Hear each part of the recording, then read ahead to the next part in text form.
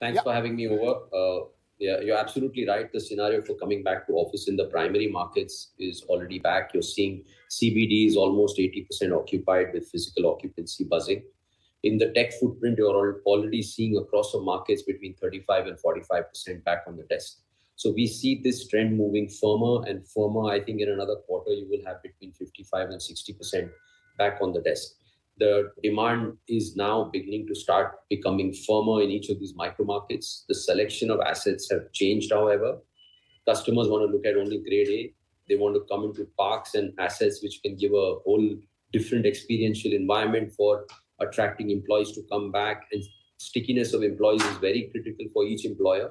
So they want us as an extension of their office, and whatever as an experience we can create for the millennials to be around and enjoy their workplace experience is changing the game. So rents are firming up for quality assets, and there's a mad rush to come into only grade A. Whereas supply is thinned out in most micro markets. So I think vacancies is becoming the best word because that's the asset that's going to get leased first. Very good afternoon to you, Mr. Rohira. This is Cheryl also joining in the conversation. And let's talk about your company's performance. It recorded a strong leasing across 18 deals, and tailwinds actually continue to grow stronger.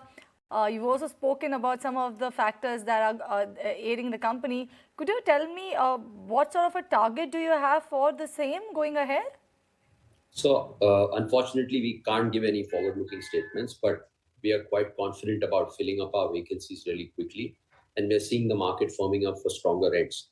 We are trying to prepone our supply of under construction so that we can be ready for the take-up of those spaces earlier than what we had scheduled. So I can tell you this much. Right. Can you just talk to us about, back to office we've spoken and what's really happened, and how now that the capex is picking up across sectors, across companies, we are announcing companies, giving capex. How is your company preparing for the next level of demand coming in?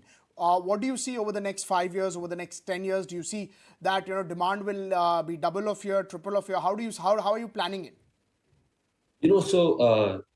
Fortunately, being a significant player in each micro market really helps you because you start becoming a player who's taken seriously in every micro market, and being ahead of the curve in terms of choosing locations over a 10-year, 15-year gestation period. You're moving from an SPD to a CBD environment in most markets that we've taken position.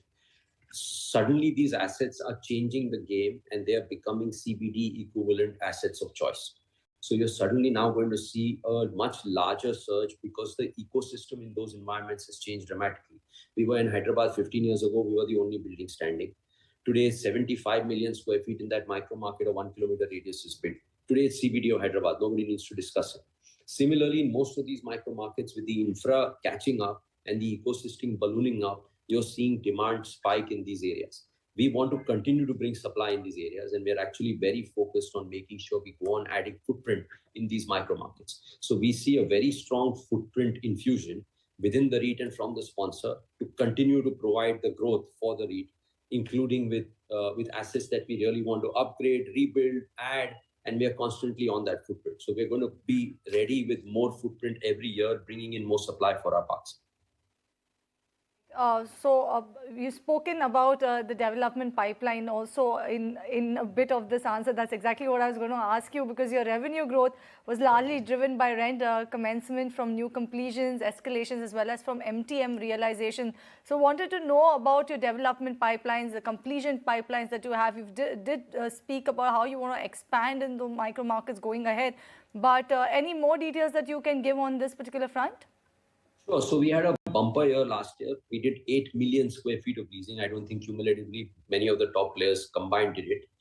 That was a mix of under construction as well as ready possession assets that we leased. So most of those under construction will get infused as ROFO assets coming into the REIT or vacancies of completion. The minute those completion assets get added, they will start adding to the rent portfolio. So a good 4 million chunk of that was actually built to suit assets, which we leased. All of those will start beginning to see rental in the next 12 to 18 months. And that's also going to infuse growth into the REIT. How much of a difference does interest rate increase make to the overall demand? Have you seen any impact now that we've seen 2 or 3 straight rate hikes coming in across the board? So what happens is, strangely, inflation is our best friend. what it does is takes away unnecessary speculative supply. People don't get debt easily. Debt becomes expensive. Rents start to firm up and rents move up with inflation. So today, while we've seen some kind of tapering on the interest rate and inflation in terms of construction costs, the supply has just thinned out completely. Gives us a massive opportunity as a AAA player to get quality debt at far affordable values and be able to create far greater value asset in the micro markets we are dominant and take the advantage of growing in rental. So that's really what we are positioning ourselves for. Right, Mr. Rohira, thank you so much for joining on the show. We leave it there. You've given us, no doubt, you've not shared numbers with us, but you've definitely spoken about the growth plans going ahead for Mindspace Business Parks REIT. And that was Mr. Vinod Rohira, who's the CEO of the company.